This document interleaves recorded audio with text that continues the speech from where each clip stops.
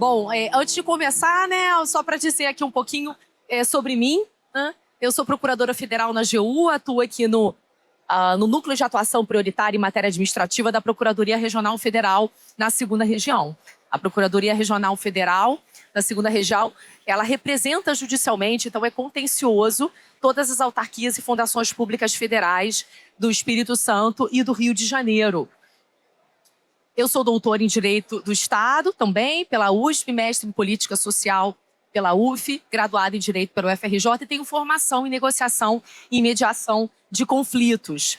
E foi justamente no curso da minha pesquisa de doutorado que eu me vi nessa questão de mesmo sendo uma membro da Advocacia Geral da União, ter dificuldade de acesso a dezenas de atos normativos que a AGU ela hoje, né, dispõe a respeito dos métodos adequados de solução de conflitos, né? Então, assim, a gente tem um ecossistema normativo muito grande, né? Muitas normas legais e infralegais dos diversos órgãos que compõem a AGU. Então, assim, temos as normas relativas aos procuradores federais, aos advogados da União, aos procuradores da Fazenda Nacional e aos procuradores do Banco Central. E eu precisei fazer uma investigação de todas essas normas para poder desenvolver a minha tese de doutorado, que trata sobre o requisito da vantajosidade dos acordos administrativos. E a partir dessa dificuldade que eu vivenciei, eu apresentei esse projeto de criação do repositório digital. Bom, então o contexto da ideia, né? A gente sabe que está havendo um avanço, né, muito significativo dos métodos adequados de solução de conflitos no nosso país. Isso é muito positivo. Então a gente vê uma série de iniciativas legislativas, normativas, né, administrativas e legislativas. E nesse sentido, buscar reunir num único hub de conhecimento, né, num único local de acesso fácil, todas essas normas, seria algo bem importante para fomento da pesquisa a respeito desse tema, para fomento, claro, da adoção dos acordos. Então, foi a partir aí também desse avanço dos métodos adequados que essa, né, iniciativa partiu.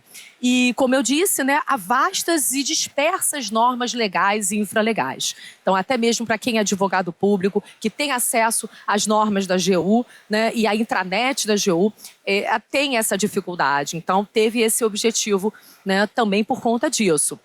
E parte das regras disponíveis em intranet. Então, no curso também da minha pesquisa, eu visualizei que tinham normas que eu não tinha acesso, né? Mesmo ali dentro da AGU. Né? Por exemplo, as normas relativas a acordos no âmbito do Banco Central. Então, essas normas ficam na intranet do Banco Central e eu, como sou procuradora federal, não sou procuradora do Banco Central, eu não tinha acesso. Então, também por isso houve essa ideia, né? E a ausência de sistematização clara, acadêmica e acessível, né? Então, esse foi um ponto também que eu visualizei como um motivador dessa iniciativa. Era importante a gente trazer para o público em geral, para os pesquisadores, para todos aqueles que se interessam pelo tema, né, um local adequado, de fácil acesso, né, com uma sistematização acadêmica para facilitar essa compreensão. Então, gente, o repositório digital nasceu de uma iniciativa de dois eixos do laboratório de inovação da AGU, que é o eixo de métodos resolutivos, que eu integro, e o eixo de inovação da gestão do conhecimento. Então, esses dois eixos se uniram e encamparam essa ideia para a gente poder criar. E aí, né, o objetivo é facilitar o acesso às normas que regulam a atuação da AGU. Então, nesse primeiro momento, a gente está se dedicando às normas relativas às soluções adequadas de conflito. Então, quando eu falo soluções adequadas, não são só acordos, né? São normas relativas à negociação, à conciliação, à mediação e à arbitragem também, né? A arbitragem não deixa de ser um método adequado de solução de conflito. E trazer aquilo tudo, né, de uma forma, né, um conteúdo organizado. E o que tem no repositório, né? O repositório está ainda em fase de testes, a gente está apresentando aqui para vocês, ele ainda vai ser lançado ainda nesse mês ou no mês que vem, mas é já para vocês saberem, né, que dentro da página da AGU, né, www.gov.br, agu.gov.br, né, tem ali um íconezinho do Labori, e dentro desse ícone do Labori vocês vão encontrar o ícone do repositório. E aí, né, como é que o repositório está estruturado nesse momento? Normas sobre acordos, normas sobre desjudicialização, né? A gente pode compreender, né? O acordo também não deixa de ser uma desjudicialização, mas aqui o foco, no caso da desjudicialização, é com relação àquelas normas que nos autorizam a desistir de recursos interpostos, a renunciar à interposição de recursos, né? A não contestar, né? Então, assim, são normas bem específicas sobre desjudicialização.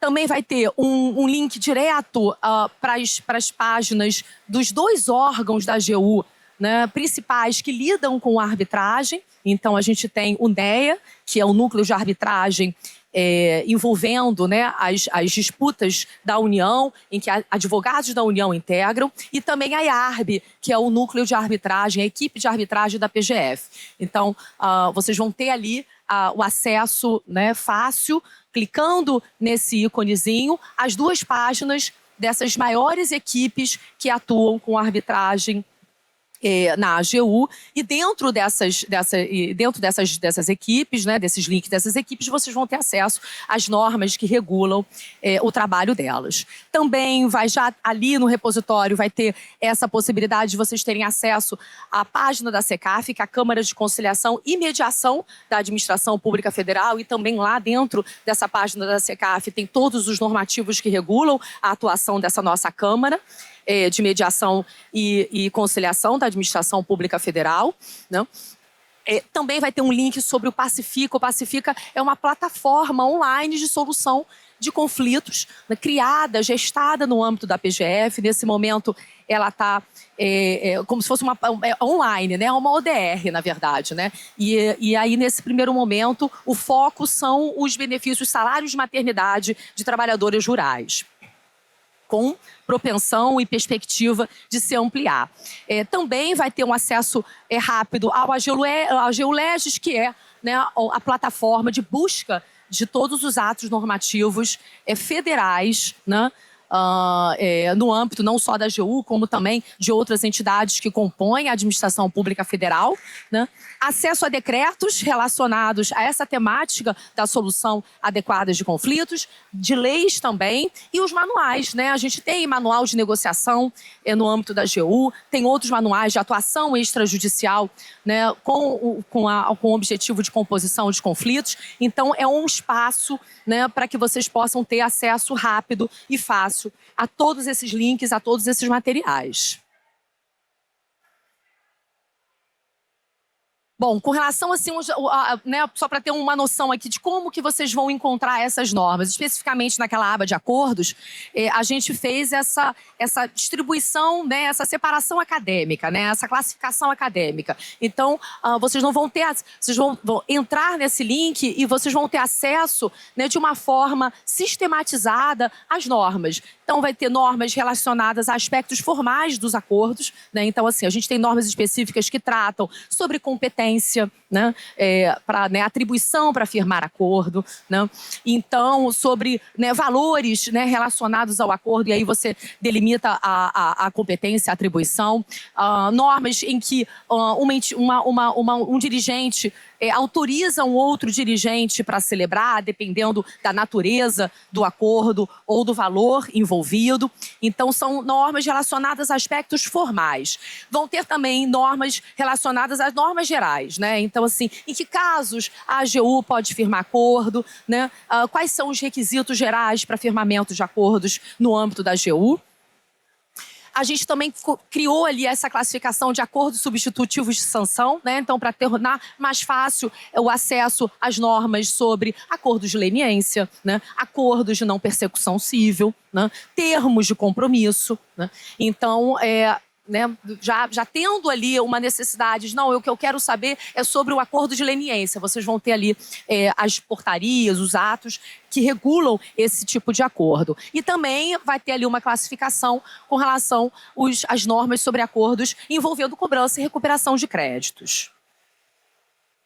Todas as normas em um só lugar, né? Então, assim, o pesquisador, aquele que tiver interesse sobre o tema, ele vai poder obter dentro desse repositório todas as normas relacionadas, né, a acordos, a desjudicialização, enfim, a todos os métodos de solução adequados de conflitos relacionados à PGU, que é a Procuradoria-Geral da União, onde atuam os advogados da União, a PGF, que é a Procuradoria-Geral Federal, onde atuam os procuradores federais, a PGFN, Procuradoria-Geral da Fazenda Nacional, e da Procuradoria-Geral do Banco Central. O nosso objetivo é tornar esse repositório um hub de conhecimento, né? Então, nesse primeiro momento, a gente vai tratar, né, a gente está trazendo essas normas relacionadas a métodos de solução adequada de conflitos, mas o objetivo é avançar e trazer e reunir nesse repositório normas relacionadas a outros eixos, né? Eixos da inovação da gestão do conhecimento, normas específicas, né, que dialoguem com esse eixo, outras normas que dialoguem com o eixo de soluções jurídicas inovadoras para as políticas públicas, de governança pública, transformação digital e sustentabilidade socioeconômica e ambiental. Então, o objetivo é avançar e tornar esse repositório um amplo hub de normas relacionadas a todos os eixos do Labori. Muito bem, é isso, gente. Muito obrigada pela atenção de todos. Deixo aí meus contatos, tenho um perfil profissional também no Instagram e o meu e-mail da AGU. Agradeço aí a presença de todos e a atenção. Obrigada. Obrigado.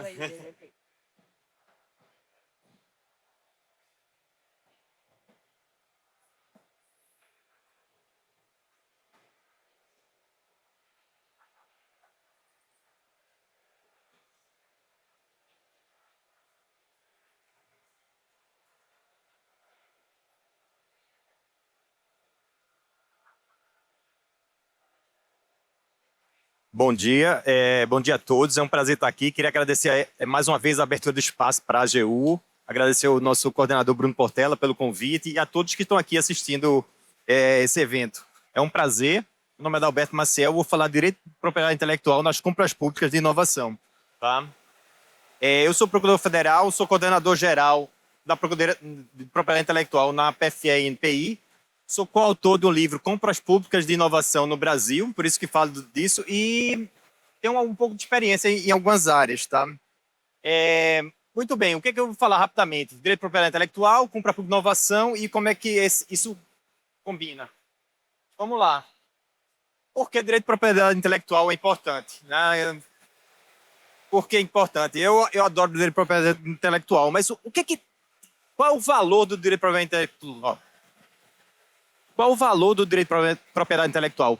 O valor está que hoje, o valor de tudo que a gente tem, e aí eu simbolizo pelas 10 maiores empresas do mundo, estão migrando para bens intangíveis. Então, o que era antes bens tangíveis, petróleo, estoques, estrutura, vira intangível, vira, entre eles, propriedade intelectual. O principal bem intangível que a gente tem hoje é propriedade intelectual. Se fala que 80%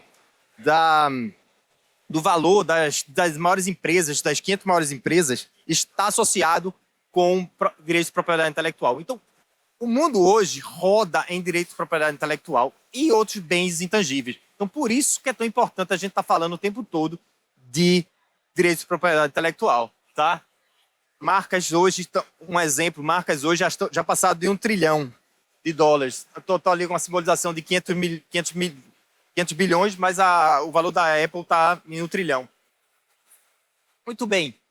Isso aqui simboliza o que é o tamanho do direito de propriedade intelectual. Um aparelho, ele tem milhares de direitos de propriedade intelectual aglobados. É um condomínio.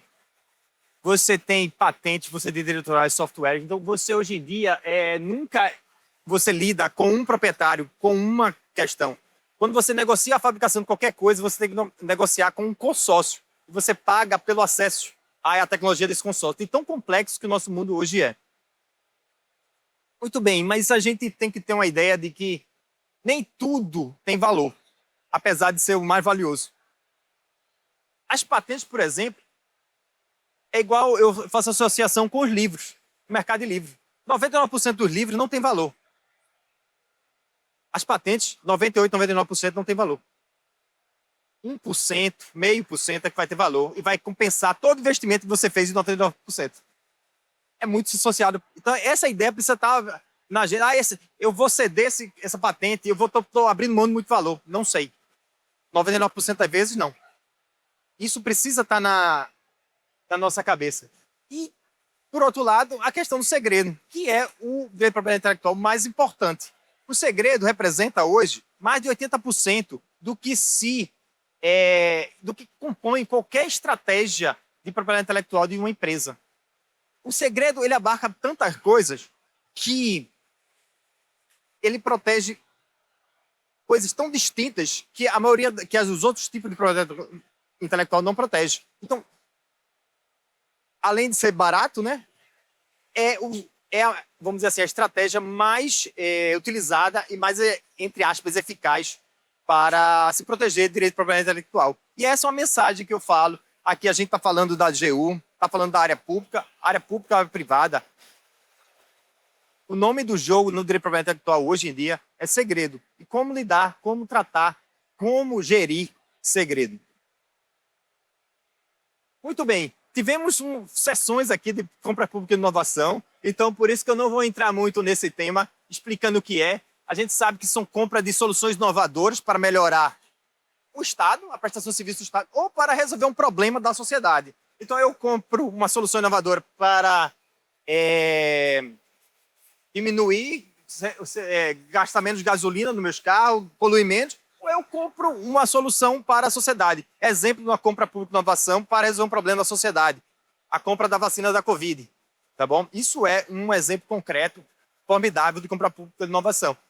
E aqui são alguns instrumentos, tá? Comenda Tecnológica, CPSI, Prêmio Concurso para Inovação, entre outros.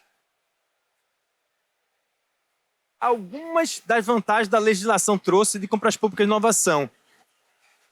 Eu trouxe uma lista muito grande, mas eu queria destacar duas. Na compra pública de inovação, você pode contratar o risco, você contratar o sucesso.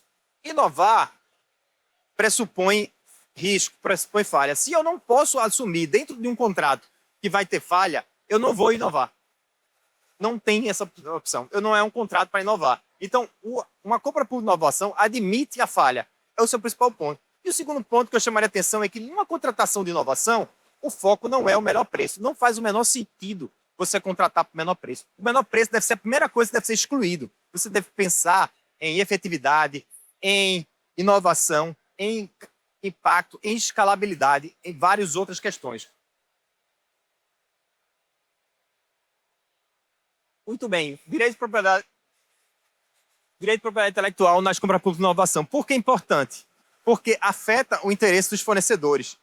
Quem vai ficar com a propriedade intelectual? Isso aqui vai implicar em quê? Se o fornecedor vai querer ou não participar da negociação, da contratação, da licitação. Se fica com o poder público, talvez o fornecedor não queira. Ou vai pedir um preço muito mais alto. Pela perspectiva de quem contrata, de quem investe, eu tenho a preocupação de assegurar retornos adequados ao dinheiro investido. E o retorno adequado não é necessariamente financeiro. No caso da Covid, o que é o retorno adequado ao investimento? A saúde da população em geral. O máximo de alcance da produção de vacina. Melhor ainda, mais ainda, cessação da pandemia, o vírus parar de circular. Esse é um retorno adequado. Então, a perspectiva deve ser invertida, mas deve estar sempre dentro dessa análise. Eu vou querer ou não propriedade intelectual e como é que eu quero esse retorno? Muito bem. Tema de escopo, eu preciso ter muito cuidado com saber o que está dentro do escopo do contrato, o que está fora do escopo do contrato. O tema de sempre, preservar segredos industriais. não revelar, com cláusulas confidenciais. Esse é um tema que vai estar sempre em voga. E um ponto fulcral em qualquer negociação. Quem tem interesse em negociar com a administração pública e a administração pública que quer contratar solução inovadora, vai ter o tempo todo que lidar com isso. Como vai ser essa compensação? Como é que vai ser essa questão financeira? Eu vou estabelecer ex ante. Ex ante, por exemplo, eu coloco no edital de compra. Vou ficar com a propriedade intelectual. Bom, o que isso implica? Você já pode esperar que o fornecedor vai querer um preço mais alto. Tá bom? Para tentar resolver esse problema, a União Europeia e outros setores, sobretudo na União Europeia, eles utilizaram do mecanismo de apresentar duas propostas. Quando sabia que ia ficar com a propriedade intelectual, vai ficar com o poder público. Apresentar uma proposta com o direito de propriedade intelectual e a proposta sem. E você pegaria a diferença e veria a arbitragem de qual é o valor que o próprio fornecedor está dando para a propriedade intelectual. Essa é uma forma que se tentou melhorar o problema da assimetria de informação. Esse problema sempre vai estar presente, é inevitável. Tá? Mas esse é o ponto fulcral. E hoje, o que tem mais moderno, o que se tenta melhor lidar é com as metodologias, a mecânica ex post. Geralmente, o que é ex post? A posteriori. Mecanismo em que eu não defino a propriedade intelectual numa forma de tudo ou nada. Eu reparto percentuais e trabalho percentual de comercialização.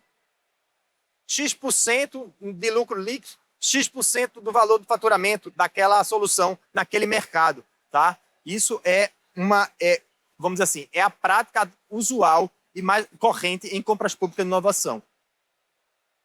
Um exemplo concreto, caso PCP. PCP é a sigla para ETEC na Europa, tá bom? O que esse caso mostra? Eles sabiam que uma solução que tinha horizontalidade poderia vender em vários mercados. Se negociou o quê? E a propriedade intelectual, 1% da comercialização ficaria com o poder público que investiu no desenvolvimento da solução. Então, isso é uma forma de recuperar o valor investido. Então, o poder público ficou com 1% e o restante ficou, 1% do comercialização. Então, a propriedade intelectual ficou com o fornecedor que desenvolveu a tecnologia e o poder público, que é um consórcio de hospitais europeus. Tá? A negociação deve se dar no termo de referência, no edital ou no contrato. O importante é que sempre se atente que nas contratações públicas de inovação, a regra é a negociação. Eu queria chamar muita atenção para isso. Você negocia o tempo todo, é muito diferente de uma contratação normal. Você deve sentar na mesa com o fornecedor e negociar desde o contrato e as principais cláusulas. E essa cláusula, a cláusula de como vai ser a propriedade intelectual, como é que vai ser a compensação, como é que vai ser o desenvolvimento dessa propriedade intelectual, em geral e em regra, ideal é que se faça um contrato que trate da questão, não necessariamente de referência é quando você passa, mas o contrato seja a parte, inclusive o instrumento específico, pela complexidade do que isso pode levar. Então, esse é um ponto fundamental. Um pouco de tendência mundial, só para dar um panorama para vocês. Hoje, a tendência é que os direitos de propriedade intelectual fiquem com os fornecedores. Tá? E aí eu trago a bandeira dos países. A União Europeia tem uma recomendação horizontal genérica dizendo que deve, em regra, que os direitos de propriedade intelectual fiquem com os fornecedores. Isso possibilita, isso estimula a inovação e novos investimentos. Você pensar que, em regra, a administração pública, o que vai fazer com essas soluções inovadoras, que são geralmente muito específicas, muito picotadas, não tem muito como desenvolver. Então, a lógica é deixar as startups e as empresas inovadoras pegarem essa solução e atuar no mercado. Isso não quer dizer que eu, como poder público, que financiei parte, ou grande parte, depende do contrato, desse desenvolvimento, não seja ressarcido. Eu devo sim ser ressarcido, porém de forma como participação na negociação, ou eu posso fazer de outra forma. Eu posso pedir, não, eu não quero participação na comercialização, eu quero acesso. Imagine que eu estou contratando pelo SUS, eu sou a União. O SUS é um sistema imenso. Então, eu disse, ó, eu financio essa solução e eu quero acesso ao SUS. Você vai vender essa sua solução em qualquer país. Agora, no SUS é de graça. É uma forma de você negociar. A regulação no Brasil, ela passa pelo princípio da liberdade contratual. Então, a lógica é, poder público e fornecedor vão negociar, tá? O default é, se não for negociado, vai ser da administração pública, tá? Então, essa é a lógica. Tem restrições na área de defesa e na área de interesse público relevante. Por exemplo, questões de dados em relação à saúde, dados íntimos. Tem várias questões em que a questão da propriedade intelectual vai ter restrição em passar para o fornecedor. Então, isso é importante. Em alguns países, né? Vou até mostrar um caso, se der tempo. Essa questão da defesa é muito forte, tá? Então, você transfere tecnologia que tem interesse em defesa. Aqui no Brasil, a gente ainda não está atento a isso, mas tem na legislação. Muito bem.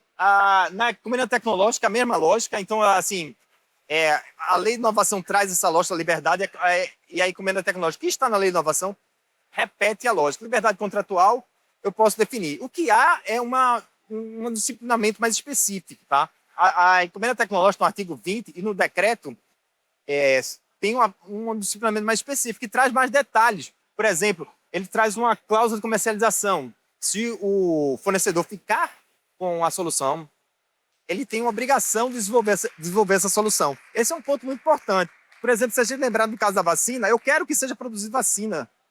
Então, se ele está com a propriedade da vacina, ele tem que produzir X milhões de vacina, senão eu vou pegar essa propriedade intelectual e passar para outro desenvolver. Essa é uma cláusula típica dentro legal necessária da ETEC. Do mais, é muito parecida com a lei de inovação aberta. E estou trazendo aqui que está muito em moda, não sei se vocês conhecem, já falou-se muito, se fala muito, no CPSI. O CPSI a lei do CPSI traz liberdade completa. O contrato vai definir quem vai ficar com o direito de propriedade intelectual. A lógica, é que o fornecedor fique com a propriedade intelectual. Por quê? Porque o CPSI é um contrato para fazer um teste, em regra. Pode desenvolver e testar, mas em regra, e a gente, pelo valor e pelo tempo do contrato, a lógica é que seja num TRL muito alto. Então, a tecnologia já está em grande parte desenvolvida. Então, o que eu estou fazendo? Eu vou testar uma solução em que o fornecedor já desenvolveu essa tecnologia.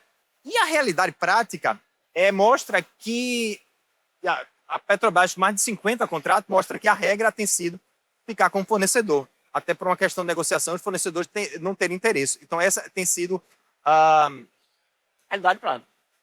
Casos clássicos no Brasil. O FX2, uma concorrência internacional do caça Gripen. Tá? Essa concorrência sofreu uma questão bem típica das restrições de transferência de tecnologia. O governo americano vetou a transferência de tecnologia. Então, a Boeing, por exemplo, que era uma concorrente que estava muito forte, foi vetada da continuidade dessa compra. Acabou sendo o caça-gripe da Suécia. Por quê? Porque admitiu-se a transferência de tecnologia para o Brasil, inclusive com spin-off e offset na indústria nacional para desenvolvimento de várias tecnologias. E isso, nós somos o único país do sul global que produz caças de quarta geração e meio, não sei, nesse nível de caça, em função dessa transferência de tecnologia. Então, a importância de transferência de tecnologia em compra pública e inovação. Tá?